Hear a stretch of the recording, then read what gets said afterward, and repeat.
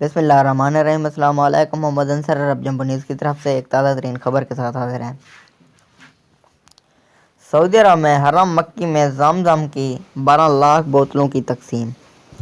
حرمین شریفین کی general presidency کے مطابق عمرہ زائرین اور نمازیوں کے لیے حرم مکی میں زمزم کی 12 لاکھ بوتلیں تقسیم کی گئی ہیں۔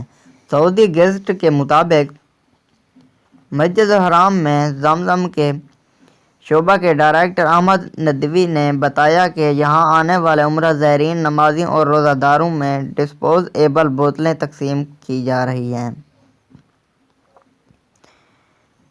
مسجد کے اندر اور صحن کے داخلی راستوں پر زمزم فراہم کرنے کے لیے مخصوص کارکن خدمات انجام دے رہے ہیں۔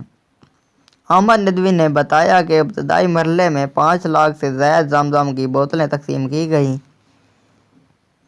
دوسرے مرحلے میں تقریباً 7 لاکھ بوتلیں مطیف اور صفا مروح کے قریب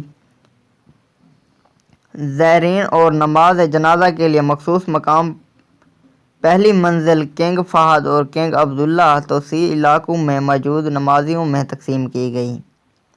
انہوں نے بتایا کہ زمزم تقسیم کرنے کے لیے خصوصی اہلکار مسجد کے مختلف مقامات اور سیڑھیوں کے قریب داخلی راستوں پر موجود ہیں، جو زمزم کے کنٹینر اٹھائے موجود ہیں اور ڈسپوز ایبل گلاسوں میں زمزم فراہم کر رہے ہیں۔ حرمین شریفین کی جنرل پریزیڈنسی کے مطابق حرم مکی میں کارکنوں کی نگرانی اور زائرین کی رہنمائی کے لیے ذمہ داروں کی تعداد بڑھا کر 128 کر دی گئی ہے۔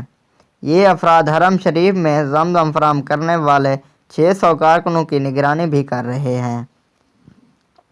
واضح رہے کہ کورونا وائرس کے پھیلاؤ کو روکنے کے لیے تمام احتیاطی تدابیر اور احتیاطی پروٹوکول کے مطابق مسجد الحرام کے اندر زمزم تقسیم کیا جا رہا ہے۔